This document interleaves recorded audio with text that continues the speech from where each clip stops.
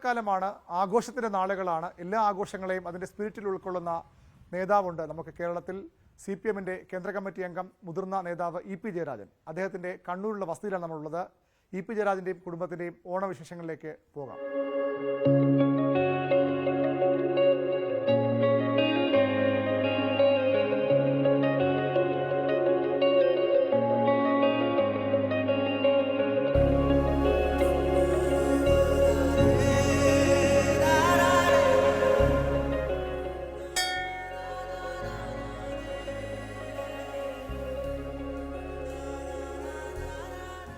Happy Onam.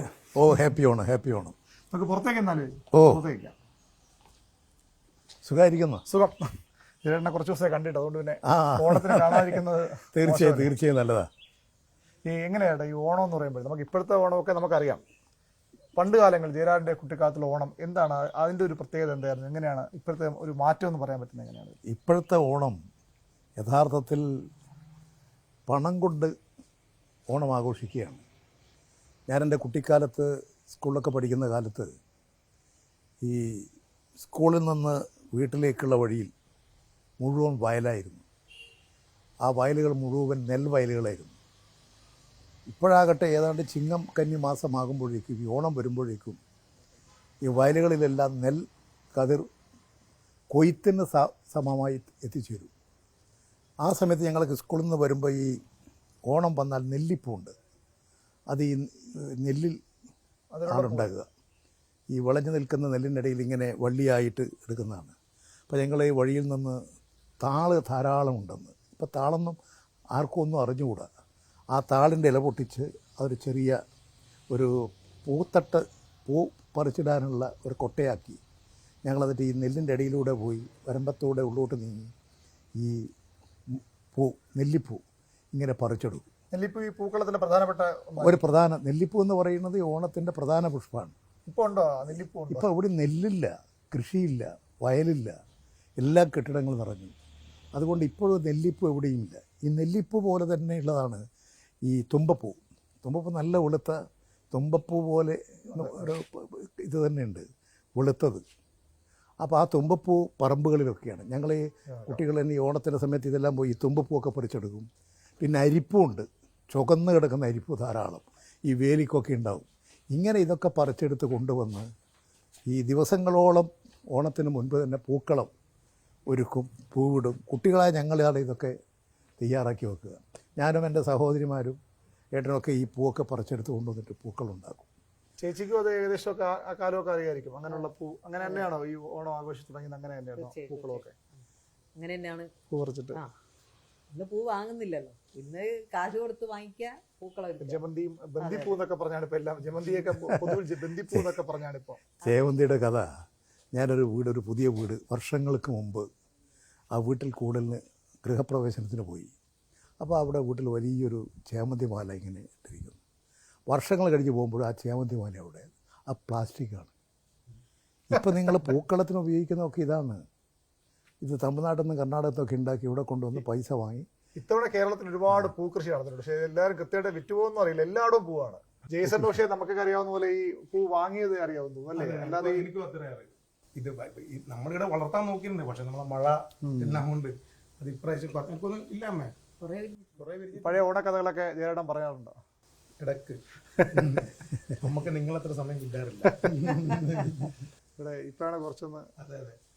പക്ഷെ എല്ലാ ഓണം ജയരാടൻ നാട്ടിൽ തന്നെ വരുവാൻ തോന്നുന്നു അല്ലേ? എല്ലാ ഓണത്തിലും നാട്ടിൽ വന്ന് ഞാനിപ്പോഴല്ലേ ചെറുപ്പകാലം മുതൽ തന്നെ ഞങ്ങൾ വീട്ടുകാർ അച്ഛനൊരു സ്കൂൾ അധ്യാപകരും മാനേജരൊക്കെ ആയിരുന്നു, നാട്ടിലൊരു മുഖ്യസ്ഥനായിരുന്നു.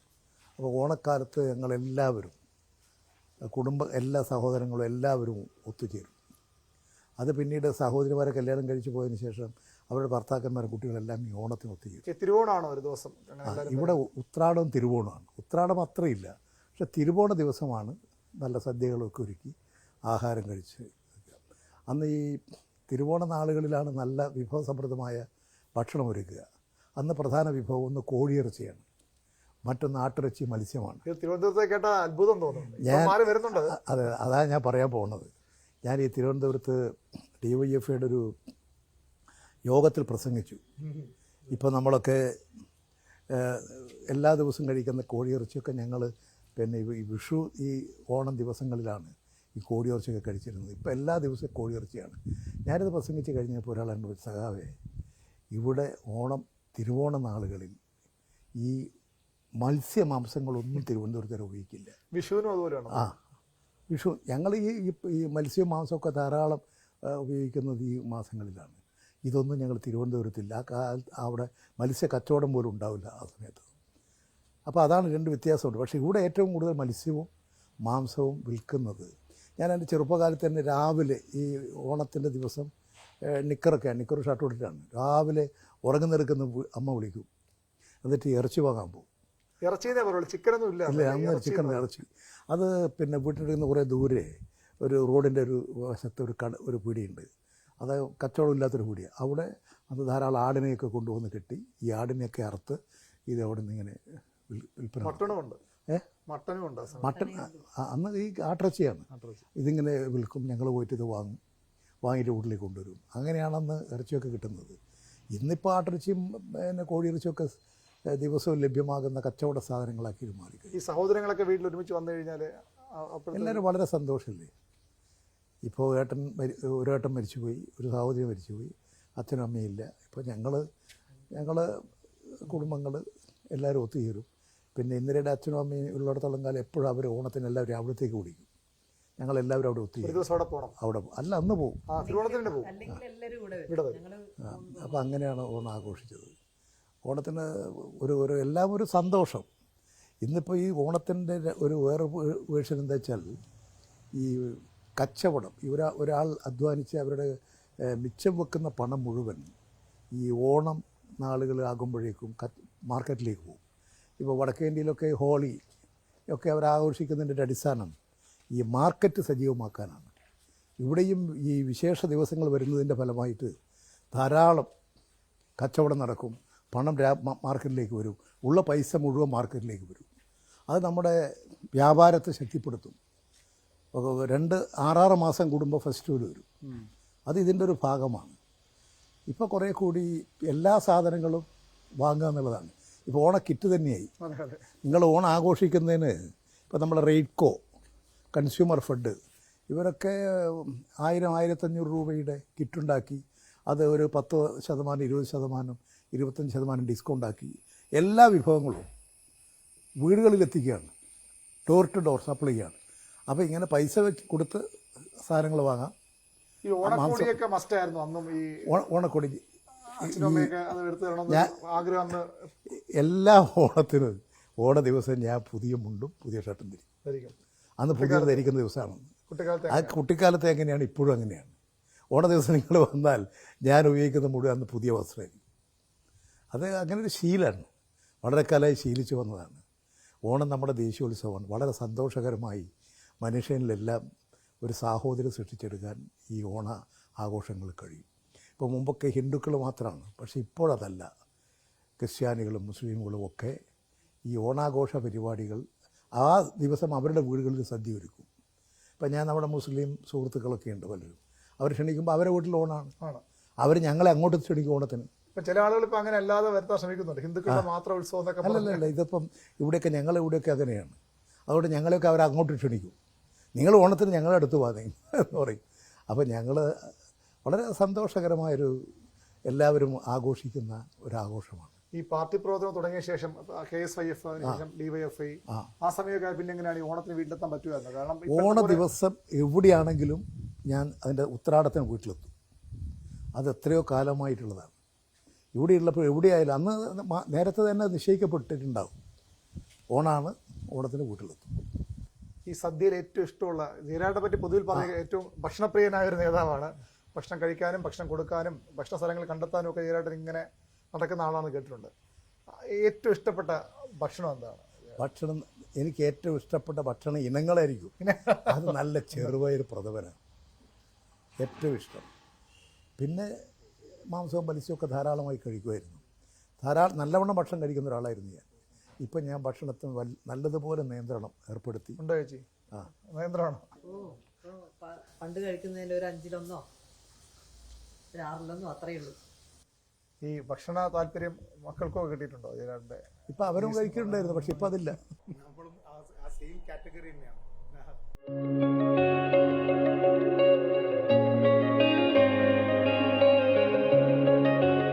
ഒരുപാട് സ്ഥലങ്ങൾ അന്വേഷിച്ച് പോകാറുണ്ട് ഞാൻ കേട്ടിട്ടുണ്ട്. ഹോട്ടലുകളൊക്കെ നല്ല ഫുഡ് വരും. ഹോട്ടലുകൾ എനിക്കറിയാവുന്നതാണ്. ഞാൻ പല സ്ഥലത്തും ഭക്ഷണം കഴിച്ചിട്ടുണ്ട്. കേരളത്തിൽ ഒരു വക ഞാൻ മിക്ക പട്ടണങ്ങളിലെയും പ്രധാന ഹോട്ടലൊക്കെ എനിക്ക് ഒരു കാലം നന്നായിട്ട് അറിയാം, പരിചയമുണ്ടായിരുന്നു. പിന്നെ ഇപ്പോൾ ഇങ്ങനെ അത്രമാത്രം ഇല്ലാത്തത് കൊണ്ട് കുറഞ്ഞു പോകുന്നത് മാത്രമേ ഉള്ളൂ. എന്നാലും ഏറ്റവും ഇഷ്ടപ്പെട്ട ഒരു ഈ പായസം പറഞ്ഞു, അല്ലാതെ ഒരു ആഹാര സാധനം പറയാം. ആഹാര സാധനം എനിക്ക് നല്ല പച്ചരി ചോറ് ഇഷ്ടമാണ്. പച്ചരി ചോറ് നല്ല തൈരും ഇട്ട് കഴിക്കുന്നത് വളരെ ഇഷ്ടമാണ്. പിന്നെ പച്ചടി, എനിക്ക് ഏറ്റവും കക്കിരി പച്ചടി, ഇളവൻ പച്ചടി എനിക്ക് വളരെ ഇഷ്ടമുള്ളതാണ്. പിന്നെ നാരങ്ങ വെച്ചാൽ നമ്മൾ മാതള നാരങ്ങ നല്ല ഇഷ്ടമുള്ള കറിയാണ്. അത് നമ്മൾ കഴിക്കുന്നതാണ്. നല്ല പാർട്ടി പ്രവർത്തനം പോകുമ്പോഴൊക്കെ അങ്ങനെ പറ്റുമോ ഈ ഭക്ഷണം? ഇപ്പോഴൊക്കെ കുറച്ചും കൂടെ സൗകര്യം. പണ്ട് ഇങ്ങനെ ബസ്സിലും അങ്ങനെയൊക്കെ കൊണ്ടുവന്നല്ലേ. ഇപ്പോൾ ഈ ഹോട്ടൽ ഭക്ഷണമായല്ലോ. ഇപ്പോൾ എവിടെ പോയാലും നമ്മൾ പണ്ടൊക്കെ ഈ യാത്രാ സൗകര്യങ്ങളൊന്നും ഇന്നത്തത് പോലെ ഇല്ല. അതെ. അപ്പോൾ നിങ്ങൾ വളരെ ദൂരെ അകലേക്കൊക്കെ പോയാൽ, മലയോരത്തൊക്കെ പോയാൽ അവിടെ മീറ്റിങ്ങൊക്കെ കഴിഞ്ഞ് അവിടെ ഏതെങ്കിലും ഒരു വീട്ടിൽ താമസിക്കും. അപ്പോൾ അവർ കഴിക്കുന്ന ഭക്ഷണമൊക്കെ തന്നെ കഴിക്കാം. അവർ നമ്മൾ പോകുന്നുണ്ട് കേട്ടെന്നാൽ കുറച്ചും കൂടി അവർ നല്ല ഭക്ഷണമൊക്കെ തയ്യാറാക്കി ഞങ്ങൾക്ക് തന്നാൽ അത് കഴിച്ച് അവിടെ കിടക്കും. രാവിലത്തെ ബസ്സിന് നാട്ടിൽ ഇങ്ങോട്ട് പുറപ്പെടും. അങ്ങനെയൊക്കെയായിരുന്നു അന്ന്. ഇന്നതല്ല. ഇന്ന് എവിടെ ചെന്നാലും വീട്ടിൽ തിരിച്ചെത്താനുള്ളൊരു സൗകര്യം വന്നു. അതുപോലെ തന്നെ എവിടെ പോയാലും ഹോട്ടലുകൾ ധാരാളമുണ്ട്. ഇപ്പോൾ രാപ്പകൽ ഹോട്ടലുകളാണ്. അതെ. ഇപ്പോൾ നമ്മുടെ നാഷണൽ ഹൈവേ വന്നില്ലേ, ഈ നാഷണൽ ഹൈവേയുടെ വഴികളിലൊക്കെ ഇരുവശങ്ങളിലും ഒരു 6 മണി കഴിഞ്ഞാൽ രാത്രി ഒരു 12, 1 മണി, 4 മണി വരെയൊക്കെ ധാരാളം കടകൾ. അത് യഥാർത്ഥത്തിൽ ഈ മറുനാടൻ പിന്നെ നമ്മുടെ തൊഴിലാളികൾ, അതായത് നമ്മുടെ അതിഥി തൊഴിലാളികൾ, ഇവിടെ തന്നെയുള്ള ആളുകൾ ഇങ്ങനെ ഈ ഹോട്ടൽ ഇവിടെ വന്ന് ഭക്ഷണം കഴിക്കാൻ തുടങ്ങി. തട്ടുകടകളൊക്കെ വരുമ്പോൾ നമ്മുടെ കൺമുമ്പിൽ നിന്ന് തന്നെ ഇതൊക്കെ ഉണ്ടാക്കി തരും. അപ്പോൾ അത് വാങ്ങിക്കഴിച്ച് ചൂടോടുകൂടി കഴിച്ചു പോകും. അങ്ങനെയൊക്കെ ഒരു സ്ഥിതിവിശേഷം വളർന്നു വരികയാണ്. ഈ DYFIയുടെ അഖിലേന്ത്യാ അധ്യക്ഷനായ ശേഷം കുറച്ച് നാൾ ഡൽഹിയിൽ നിൽക്കേണ്ടി വന്നിട്ടുണ്ട്. അപ്പോൾ അപ്പോഴൊക്കെ ഈ ഫുഡ് എങ്ങനെ? ഡൽഹിയിൽ ഞങ്ങൾ അന്ന് UNA ക്യാൻറ്റീനുണ്ട്. ഞങ്ങളുടെ ഞാൻ താമസിച്ച VP ഹൗസിലായിരുന്നു. VP ഹൗസിൻ്റെ തൊട്ട് ലെഫ്റ്റ് സൈഡിലാണ്. അതൊരു തമിഴ്നാട്ടിലുള്ള പട്ടണതാണ്. അവിടെ നല്ല കേസരി, അന്ന് പത്രക്കാരൊക്കെ അവിടെ വന്നിട്ടാണ് കഴിക്കുക. മലയാളികളൊക്കെ നല്ല ചോറും ദാലും ഉരുളക്കിഴങ്ങ് ഇത് നന്നായി അവിടെ കിട്ടും. നല്ല ചട്നിയും കിട്ടും. അപ്പോൾ ഉച്ചക്ക് നല്ല ഭക്ഷണം അവിടെ. പിന്നെ ഞങ്ങളന്ന് ഉച്ചഭക്ഷണം കഴിക്കുന്നത് ഞങ്ങൾ CC ഓഫീസിൽ അവിടെയുള്ള എല്ലാവർക്കും ഭക്ഷണം അവിടെ നിന്ന് ഉണ്ടാക്കും. അവിടെ നിന്ന് ഭക്ഷണം ഉണ്ടാക്കും. ഒരു ജഗദീഷ് പറഞ്ഞൊരു ബീഹാറിയുണ്ട്. അയാളവിടെ ഈ ചോറ് പച്ചരി എല്ലാം കൂടി, അന്ന് പിന്നെ പച്ചരിയും പിന്നെ തൈരും അവിടുത്തെ ഒരു ഭക്ഷണം ദാലും ദഹിയും തന്നെയാണ് അവിടുത്തെ പ്രധാന വിഭവം. അത് അവിടുന്ന് ഉച്ചയാകുമ്പോൾ ഓഫീസിൽ സെൻട്രൽ കമ്മിറ്റി ഓഫീസിൽ പോകും. അവിടെ അതിൻ്റെ തൊട്ടടുത്ത് അവിടുന്ന് ഭക്ഷണമൊക്കെ വാങ്ങിക്കഴിച്ച് തിരിച്ച് VP ഹൗസിലേക്ക് വരും. അവിടെ വൈകുന്നേരം ആകുമ്പോൾ നമുക്ക് ഈ കേസരിയൊക്കെ സ്വാമിയുടെ UNA ക്യാൻറ്റീനിൽ നിന്ന് കിട്ടും. അവിടെ പോയി കഴിക്കും. അങ്ങനെ അവിടെ തന്നെ ഒരു ശ്രീധരൻ കടയുണ്ടായിരുന്നു, മലയാളി. ഈ നമുക്ക് എന്താ വെച്ചാൽ എവിടെ പോയാലും ഈ മലയാളീൻ്റെ കട അന്വേഷിച്ചാൽ മലയാളികളുടെ കട മലയാളി UK നമ്മുടെ കൊയിലാണ്ടി മജീദിൻ്റെ കടകളാണ്. അവിടെ പോയാൽ നല്ല കടയായിരുന്നു. അവിടെ പോയി മലയാളിയുടെ മാത്രം പ്രശ്നം എവിടെ പോയാലും ഇവിടുത്തെ ഭക്ഷണം അന്വേഷിച്ച് കിടക്കുന്നത്. അതെന്നത്തിൽ അവിടുത്തെ ഭക്ഷണത്തോട് നമുക്ക് അത്ര ഒരു പൊരുത്തപ്പെടില്ല. എന്നാലും വടക്കേ ഇന്ത്യയിലൊക്കെ അത്യാവശ്യം പോയാൽ ഈ പിന്നെ ചപ്പാത്തി, പിന്നെ പരിപ്പ് കറി, പിന്നെ ഉരുളക്കിഴങ്ങ് കറിയൊക്കെ ആയിട്ട് അങ്ങനെ കഴിച്ച് അത് അങ്ങനെ കഴിക്കും. ഇന്ന് അതിനനുസരിച്ച് ജീവിച്ച് വരിക എന്നുള്ളതല്ലേ. ഈ വീട്ടിൽ വന്ന ഈ ഭക്ഷണം കൃത്യമായ ഒരു ചിട്ടയുണ്ടോ, അല്ലെങ്കിൽ വീട്ടിലുണ്ടാക്കുന്ന എന്തും കഴിക്കും, അങ്ങനെയാണോ? ഈ രണ്ടൊരു ശീലം ഉണ്ടാക്കുന്ന എന്തും കഴിക്കും. ഞാൻ കൂടുതലും വെജിറ്റേറിയൻ ആണ് ഉണ്ടാക്കുക. ഫിഷും ചിക്കനെല്ലാം കുറയ്ക്കുകയാണ്. ഏതായാലും പുറത്തു പോയാൽ അതേ കഴിക്കും. അപ്പം ഞാൻ വിചാരിക്കും വീട്ടിലൊന്നും ഇത് കഴിച്ചാൽ. ഈ കമ്മ്യൂണിസ്റ്റ് പാർട്ടി നേതാക്കളെയൊക്കെ പൊതുവിൽ പറയുന്നത് കുറച്ച് ഒരു മസിൽ പിടിച്ച് നടക്കും, കുറച്ച് അത്ര എളുപ്പമാണ് ഇടപെടാൻ. ജയരായിട്ട് അങ്ങനെ എല്ലാം തോന്നുന്നു. അതെല്ലാം ഞങ്ങൾ ശത്രുക്കൾ ഞങ്ങൾക്ക് ഒരുപാട് പേര് അങ്ങനെ ഉണ്ട്. എല്ലാവരും ജയരാട്ട പോലെ പറയാൻ ഞങ്ങളെല്ലാം എങ്ങനെ ചെറുതാക്കാനും ഇല്ലാതാക്കാനും കഴിയും അത് നോക്കല്ലേ. അവിടെ ഇതൊന്നും അധികകാലം നിലനിൽക്കുന്നതല്ല. ഞങ്ങൾ ഈ സമൂഹത്തിൻ്റെ ഭാഗമാണ്. ഓണാഘോഷം, ഞാൻ ഈ പിന്നെ ഈ പെരുന്നാൾ, ക്രിസ്മസ്, എല്ലാ പെരുന്നാളിൻ്റെ ഈ നോമ്പ് കാലമില്ലേ, ആ നോമ്പ് കാലത്ത് ഞാൻ മിക്ക ദിവസങ്ങളിലും വൈകുന്നേരം നോമ്പ് തുറക്കു പോകും. ഈ ഒരുപാട് മുസ്ലിം സുഹൃത്തുക്കളും അതുപോലെ തന്നെ മുസ്ലിം വീടുകളൊക്കെ ഉണ്ട്. അവരൊക്കെ ക്ഷണിക്കും. എന്നാൽ ഈ നോമ്പ് കാലത്ത് പോയി തീരൂല. ഒന്നും രണ്ടും ഭക്ഷണം 30 ദിവസവും നോമ്പ് തുറക്കാം. നോമ്പ് പിടിക്കാറില്ല തോന്നുന്നു ഒരു ദിവസം പോലും. ഇല്ല ഇല്ല ഇല്ല ഇല്ല. ഈ നോമ്പ് 30 തുറന്നിട്ടാണ് ദിവസം പോവും. നോമ്പ് പിടിച്ചിട്ടാണ് നോമ്പ് തുറക്കേണ്ടത്. ചേരാട്ട നോമ്പ് തുറ മാത്രമേ ഉള്ളൂ. ഇപ്പൊ എനിക്ക് തോന്നുന്നു ഒരു 10 വർഷമായിട്ട് ഇല്ല ഈ പൂർണ്ണമായി. ആ കഞ്ഞി ഇഷ്ടമാണ്. നോമ്പ് ഒരു കഞ്ഞിയുണ്ട് നോമ്പ് തുറയുടെ ഭാഗമായിട്ടുള്ള ഒരു അത് അരിക്കഞ്ഞി. അത് അല്ല, അത് ഈ പാൽത്തരി. താല്പര്യം. പാൽത്തരിയാണ്. അതിവിടെ പാൽത്തരി എന്നാണ് പറയുക. അത് അത് ഇഷ്ടമാണ്. നല്ല ടേസ്റ്റിയാണ്. ഈ പാലും ഈ ഗോതമ്പ് പൊടിയൊക്കെ ഇട്ടിട്ട് നല്ല ഏലക്കായും ഒക്കെ ചേർത്ത് ഉള്ള നല്ല പാൽത്തരിയാണ് ആദ്യം തരിക. ഈ നോമ്പ് തുറന്ന് കഴിഞ്ഞാൽ ഉടനെ പാൽത്തരിയാണ്. അത് നല്ല, ഞാൻ അതുകൊണ്ട് തന്നെ മിക്ക ദിവസം ആ ഘട്ടങ്ങളിലൊക്കെ മിക്ക വീടുകളിലും ക്ഷണിക്കും, പോവും, ഭക്ഷണം കഴിക്കും. അങ്ങനെയുള്ളൊരു ആ ഒരു നില തന്നെയാണ്. ഇപ്പോൾ ഓണത്തിനും എല്ലാം വരും, എല്ലാവരുമായി കാണും. കഴിയുന്നത്ര ആളുകളെല്ലാമായി സഹകരിച്ച് ഇങ്ങനെ. ഇതിപ്പോൾ വൈകുന്നേരം, ഓണ ദിവസം വൈകുന്നേരം, അന്ന് പ്രധാനം നടക്കുന്നൊരു കാര്യം ഉറക്കമാണ്. ഭക്ഷണം കഴിഞ്ഞാൽ നല്ലോണം ഉറക്കും. പിന്നെ ഉറങ്ങി എഴുന്നേറ്റ് എല്ലാ ദിവസവും ഒരു ഉറക്ക ശീലമുണ്ട്. എന്നിട്ട് ഇങ്ങനെ നടന്നു പോകും. ഉറക്കം ഒരു ശീലമാണ്. ഉച്ച ഉറക്കം ഒരു അതെനിക്ക് യഥാർത്ഥ സാധാരണ ശീലമില്ല. ഇപ്പം ഞാൻ കുറച്ച് നാളായിട്ട് ഇങ്ങനെ ഉച്ചക്ക് ഒരു അരമണിക്കൂർ ഉറങ്ങാൻ തുടങ്ങിയിട്ടുണ്ട്. എന്താ ഡോക്ടറെ, ഓണത്തിന് വന്നിയാ? ആടെ ഇരിക്കി, ആടെ ഇരി. നമ്മൾ ആലപ്പുഴയിലൊരു ഡോക്ടറാ, ഇവിടെ പഠിച്ചതാ. ഇവളെ ഉപ്പ നമ്മളെ പാർട്ടിക്കാരനാണ്. ആലപ്പുഴയിൽ നമ്മളെ പാർട്ടി ഓഫീസിനടുത്താണ്. ഇവിടെ പഠിച്ച് ഇവിടുന്ന് പോയി PG കഴിഞ്ഞു, ഡോക്ടറായി, ആലപ്പുഴ മെഡിക്കൽ കോളേജ് ഡോക്ടറായി. അതിനുശേഷം ഇപ്പോൾ എത്ര കുട്ടികളെ? 2 ഒരു കുട്ടി. അങ്ങനെ സുഖമായൊരു കുടുംബജീവിതം നയിക്കുകയാണ്.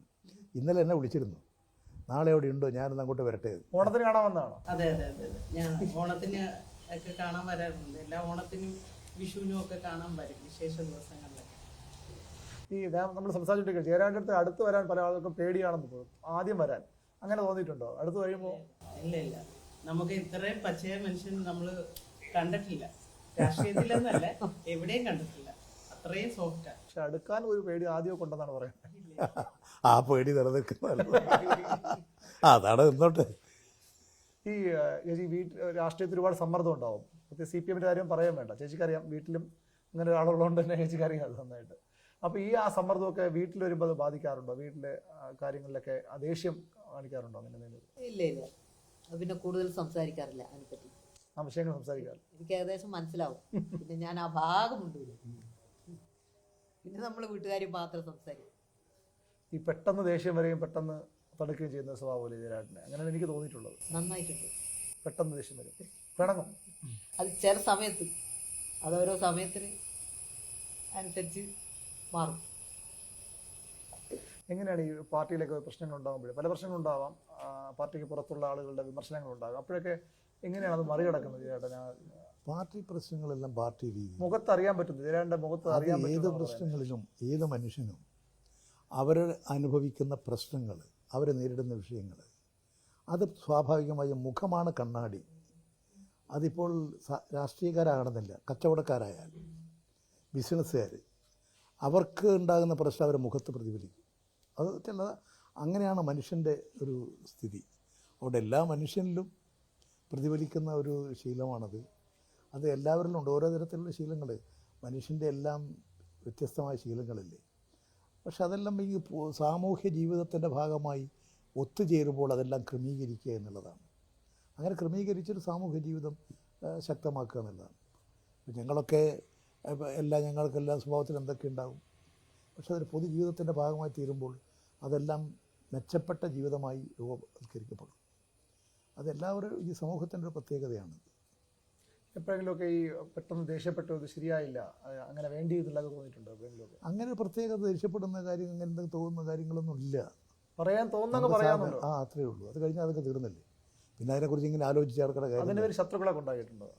ചിലപ്പോഴതുണ്ടാകാം. അത് പിന്നെ ശത്രുക്കൾ ഒട്ടും കുറവല്ലെന്ന് തോന്നുന്നു. അതെ അതെ, ശത്രുക്കളുടെ എണ്ണ കൂടുതൽ. ഈ പാർട്ടി സമ്മേളനങ്ങളിൽ അന്തർദേശീയ ഗാനമല്ലേ പാടുന്നത് എപ്പോഴും? അന്തർദേശീയ ഗാനമാണ് ചേട്ടൻ എപ്പോഴും പാടുന്നത്. അതുപോലെ ഓണത്തിന് ഇഷ്ടപ്പെട്ട പാട്ടൊക്കെ ഉണ്ട്. ഓണപ്പാട്ടൊക്കെ എങ്ങനെയാണ്? ഞാൻ യഥാർത്ഥത്തിൽ അങ്ങനെ ഓണപ്പാട്ടൊന്നും പാടാറില്ല. ഇഷ്ടമുള്ള പാട്ടുകൾ ഉണ്ടാവില്ലേ? പാട്ടുകൾ ഞാൻ പിന്നെ ഈ ഒരു സംഗീതജ്ഞനല്ല. സിനിമയെക്കുറിച്ചൊന്നും ഞാൻ സിനിമ കാണുന്നത് വളരെ കുറവാണ്. നാടകം കാണും, സിനിമ കാണൽ വളരെ കുറവാണ്. ഇപ്പം ഞാൻ എനിക്ക് തോന്നുന്നത് അവസാനമായി കണ്ടത് പുലിമുരുകനാണ്. ആ പുലിമുരുകൻ തന്നെ കാണുന്നത് മോഹൻലാൽ അതിലെ നായകനായ അദ്ദേഹത്തിൻ്റെ ഒരു പ്രധാന സിനിമയാണെന്ന് പറഞ്ഞുകൊണ്ട് ഞാൻ പോയി കണ്ടതാണ്. അദ്ദേഹം തന്നെ പറഞ്ഞുകൊണ്ട് ഒരു നല്ല സിനിമ എന്നുള്ളതിൽ പോയി കണ്ടത്. അപ്പോൾ നല്ല സിനിമയായിരുന്നു. മോഹൻലാലിന് ഇഷ്ടമാണ്. മോഹൻലാൽ ഞാൻ നല്ല ബന്ധങ്ങളാണ്, ഫോട്ടോ പരിചയം. ഞങ്ങൾ രണ്ടാളും വളരെ കാലം ഞാൻ അദ്ദേഹവുമായിട്ട് നല്ല വ്യക്തിബന്ധം വെച്ച് പുലർത്തുന്നുണ്ട്. അദ്ദേഹവുമായി മാത്രമല്ല, ഇപ്പോൾ കലാഭവൻ മണി ഏത് പ്രശ്നം ഉണ്ടെങ്കിലും ഞാനുമായി കണ്ട് സംസാരിക്കുന്ന അയാൾ ചിലപ്പോൾ ചില കുടുക്കലിൽ പെട്ടുപോകും. അപ്പോൾ എന്നോടാണ് പറയുക, ഞാനാണ് യഥാർത്ഥത്തിൽ അത്തരം കുടുക്കിൽ നിന്നൊക്കെ അദ്ദേഹത്തെ രക്ഷപ്പെടുത്തി നന്നാക്കിയെടുക്കാൻ. ഒരു കേസിന് അവസാനം ഞാൻ മധ്യസ്ഥം പറഞ്ഞ് തീർക്കാൻ വേണ്ടിയിട്ട് ശ്രമിച്ചുകൊണ്ടേ ഇരുന്നതാണ്. അങ്ങനെ ഞാൻ അവിടുത്തെ ചാലക്കുടി ഗസ്റ്റ് ഹൗസിൽ അവരൊക്കെ വിളിച്ചു ചേർത്ത് അതങ്ങ് ചർച്ച ചെയ്തിരുന്നു. അത് കഴിഞ്ഞ് കുറച്ച് കഴിയുമ്പോഴേക്കാണ് അയാൾ മണി മരണപ്പെട്ടത്. ഞാൻ അവിടെ ഉണ്ടായിരുന്നു. അദ്ദേഹത്തിൻ്റെ വീട്ടിലും ശവസംസ്കാരം കഴിയുന്നവരെയും അനുശോചനത്തിലുമൊക്കെ ഞാനുണ്ടായിരുന്നു. ഞാനായിട്ട് ഏറ്റവും അടുത്ത് ബന്ധമുള്ള ഒരു നടനാണ്. അതുപോലെ എല്ലാവരുമായിട്ട് എനിക്ക് ശ്രീനിവാസൻ നമ്മുടെ നാട്ടുകാരനാണ്. അദ്ദേഹത്തിൻ്റെ ഞാനൊരു ആദ്യമായി പരിചയപ്പെടുന്ന അദ്ദേഹം നമ്മുടെ പാട്യത്ത് അദ്ദേഹം വീടെടുത്തിരുന്നു. ആ ഗൃഹപ്രവേശനത്തിന് ഞാനും കോടിയേരിയും കൂടി പോയിരുന്നു. അദ്ദേഹത്തിൻ്റെ അച്ഛൻ മാഷായിരുന്നു. പാർട്ടി ബന്ധമുള്ള ആളായിരുന്നു. അല്ല, അത് കോൺഗ്രസ്സുകാരനാണ്. കോൺഗ്രസ്സുകാരൻ. അദ്ദേഹം ഒരു കോൺഗ്രസ് ദേശീയ പ്രസ്ഥാനത്തിൻ്റെ ഒക്കെ ഉള്ള ഒരു ആളാണ്. പക്ഷെ ഞാൻ അദ്ദേഹത്തെ കണ്ടിട്ടില്ല. പക്ഷെ ഞാൻ അദ്ദേഹത്തിൻ്റെ ഗൃഹപ്രവേശനത്തിന് അദ്ദേഹം പുതുതായി എടുത്ത വീട് ഞാനും കോടിയേരിയും കൂടിയാണെന്ന് അവിടെ വീട്ടിൽ പോയത്. നമ്മുടെ തലശ്ശേരി കൂത്തുപറമ്പ് റോഡിലായിരുന്നു. അതുപോലെ മറ്റേത് പ്രത്യേകിച്ച് സിനിമാ രംഗത്ത് ആരോടൊരു വിരോധമൊന്നുമില്ല. എല്ലാവരുമായിട്ടും വളരെ സൗഹൃദം, പരമാവധി എല്ലാവരുമായിട്ടില്ലെങ്കിലും പരമാവധി ആളുകളുമായിട്ടൊക്കെ നല്ല സൗഹൃദം തന്നെയാണ് പങ്കിടുന്നത്. ഈ സഹായിക്കാൻ പോയി എവിടെയെങ്കിലും കുടുങ്ങിയിട്ടുണ്ടോ? അബദ്ധത്തിൽ പറ്റിയിട്ടുണ്ടോ? സഹായിക്കാൻ പോയതിൻ്റെ പേരിൽ മാത്രം ചീത്ത പേരുണ്ടായിട്ടുണ്ടോ? സഹായിക്കാൻ പോയതിൻ്റെ പേരിൽ ചീത്തപ്പേരുണ്ടായതായിട്ട് എൻ്റെ ഓർമ്മയിൽ കാണുന്നില്ല. സഹായിച്ചു വരൂ. ഇനി പിന്നെ അതുണ്ടോ എന്നുള്ളത് ഞാൻ നോക്കാറില്ല. ചെയ്യേണ്ട കാര്യം ചെയ്തു വരൂ. അതിനപ്പുറത്തേക്ക് സാധാരണഗതിയിൽ കടക്കാറില്ല. പിന്നെ ഫലം നോക്കിയിട്ടല്ല സഹായിക്കാറ്. എനിക്ക് സഹായിക്കണം തോന്നിയത് ഞാൻ സഹായിക്കും. അപ്പോൾ സംരക്ഷിക്കേണ്ടതാണ് തോന്നുമ്പോൾ സംരക്ഷിക്കും. അതിൻ്റെ ഫലം എന്തെനിക്ക് എന്നുള്ളതൊന്നും ഞാൻ നോക്കാറില്ല. എൻ്റെ ഗുണത്തിന് വേണ്ടിയിട്ട് ചെയ്യുന്നൊരു രീതിയുമില്ല. അങ്ങനെയാണ് ജീവിതം. ഇനി നമുക്കിനി ഓണ ഭക്ഷണം കഴിച്ചിട്ട് നമുക്ക് അതാണ് നല്ലത്. അതാണ് നല്ലത്.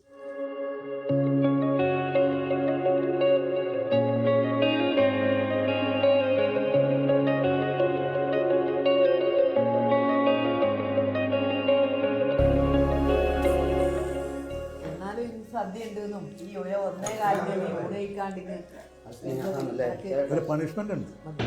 ഒരു പാട്ട് പാടും. പാട്ടുകാരനാ. ഞാൻ അത്ഭുതപ്പെട്ടു വരും.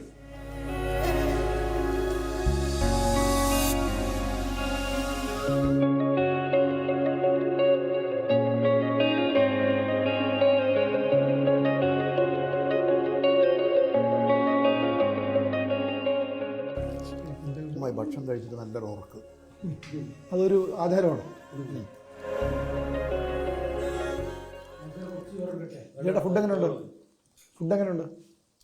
നല്ല ഫുഡാണ്. ഏറ്റവും ഇഷ്ടപ്പെട്ട കറി അത് ഇന്ന് കഴിച്ചതിൽ നല്ല ടേസ്റ്റ് ഏതായിരുന്നു? ഏറ്റവും ഇഷ്ടപ്പെട്ട കറി ഏതായിരുന്നു ഇന്ന് കഴിച്ചതിൽ? ഇതിലേറ്റവും ഇഷ്ടപ്പെട്ടത് നമ്മുടെ ഈ പൈനാപ്പിൾ, രണ്ടാമത്തെ ചിക്കൻ. മധുരം ഇഷ്ടമാണ്. മധുരം ഇഷ്ടമാണ്. കഴിക്കാൻ കൊടുക്കില്ലെന്ന് തോന്നുന്നില്ലേ? ഇപ്പോൾ തുടങ്ങിയ ഒരു ചെറിയൊരു ബോർഡർ എത്തിയെന്ന് പറഞ്ഞു. ചായക്കെല്ലാം മനസ്സിലാക്കണം. ബാക്കിയെല്ലാം കഴിച്ചു. ഇനി വയസ്സുകാലത്താ ബോർഡർന്ന്. എനിക്ക് കിട്ടുന്ന ബോണസ്. എനിക്ക് കിട്ടുന്ന മുഴുവൻ ബോണസാണ്. ഒരു നല്ല സദ്യ തയ്യാറാക്കി.